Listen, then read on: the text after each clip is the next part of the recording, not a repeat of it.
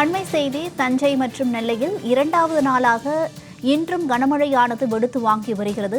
அண்மை செய்தியை தற்போது நாம் பார்த்துக் கொண்டிருக்கிறோம். பாளையங்கோட்டை, தச்சநல்லூர், மேலப்பாளையம், அம்பாசமுத்திரம் உள்ளிட்ட சுற்றுவட்டார பகுதிகளில் தொடர்ந்து கனமழையானது பெய்து வருகிறது. தஞ்சை, ஒரத்தநாடு, பட்டுக்கோட்டை, பேராரூரணி சுற்றுவட்டார பகுதிகளில் கனமழை தொடர்ந்து பெய்து வருகிறது. அண்மை செய்தியை தற்போது நாம் பார்த்துக் கொண்டிருக்கிறோம். தஞ்சை, நெல்லையில் இரண்டாவது நாளாக இன்றும் கனமழை வெளுத்து வாங்கி வருகிறது. அண்மை செய்தியை தற்போது நாம் பார்த்துக் கொண்டிருக்கிறோம். தஞ்சை மற்றும் நெல்லை சுற்றுவட்டார பகுதிகளில் இரண்டாவது நாளாக இன்றும் கனமழை வெளுத்து வாங்கி வருகிறது. கூடுதல் விவரங்களை வழங்குவதற்காக செய்தியாளர் செல்வராஜ் இணைப்பில் இருக்கிறார். வணக்கம் செல்வராஜ், இது குறித்த விவரங்களை பதிவிடுங்க. நிச்சயமாக வர்றீங்க. குறிப்பாக நெல்லை உள்ளிட்ட பல்வேறு மாவட்டங்கள்ல நேற்றும் இன்றையும் கனமழை பெய்யும் என வானிலை மையம் என்பது அறிவித்திருந்தது.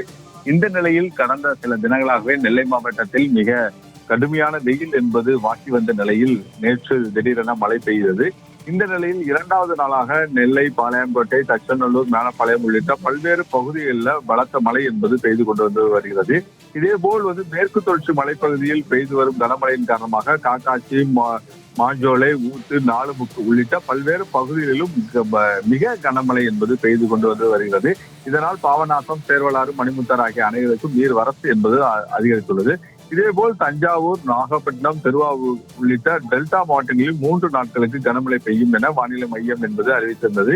இதேபோல் இரண்டாவது நாளாக இன்று காலை முதல் வானம் மேகமூட்டத்துடன் காணப்பட்ட நிலையில இன்று தஞ்சாவூர் மாவட்டத்தில் பல்வேறு பகுதிகளில் மழை என்பது கொட்டி கொண்டு வந்து வருகிறது. தஞ்சாவூர், சூரன்கோட்டை, ஒரத்தநாடு, பட்டுக்கோட்டை, பேராவூர்ணி, மாரியம்மன் கோவில், வள்ளம் உள்ளிட்ட பல்வேறு பகுதிகளில் சுமார் 30 நிமிடத்திற்கு மேலாக மழை என்பது கொட்டி கொண்டு வந்து வருகிறது.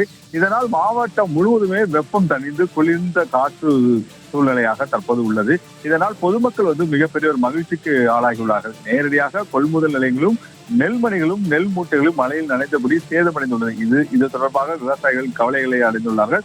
தொடர்ந்து இது போன்ற நனைந்து வரும் நெல் மூட்டைகளை காப்பாற்றுவதற்கு பல்வேறு இடங்களிலும் தமிழக அரசு என்பது நடவடிக்கை எடுக்கப்பட வேண்டும். அதற்கு போதிய உதவிகளை செய்ய வேண்டும் எனவும் விவசாயிகள் தங்கள் கோரிக்கையை விடுத்துள்ளார்கள். அன்னியா, செல்வராஜ், விவரங்களுக்கு நன்றி.